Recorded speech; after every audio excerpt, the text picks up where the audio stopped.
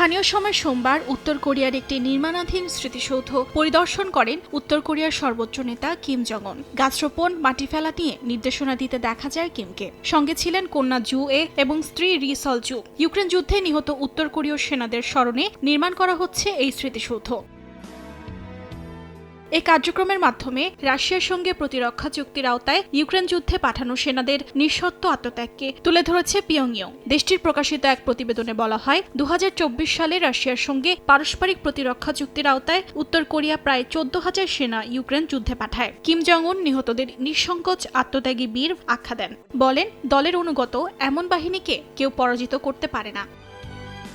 একই দিন পিয়ংইয়ংয়ে নতুন একটি ছবি প্রদর্শনী উদ্বোধন করা হয়। প্রদর্শনীতে কিমের নেতৃত্বে দেশের সামরিক, অর্থনৈতিক ও প্রযুক্তিগত অগ্রগতি তুলে ধরা হয়। বিশ্লেষকরা বলছেন, স্মৃতিসৌধ এবং প্রদর্শনী কেবল সম্মান প্রদর্শনের মাধ্যম নয়, এটি কিমের রাজনৈতিক ক্ষমতা ও সেনাবাহিনীর প্রতি আনুগত্যকে দৃঢ় করার কৌশল হিসেবেও দেখা হচ্ছে। অর্জিতা শেহজিন, সময় সংবাদ।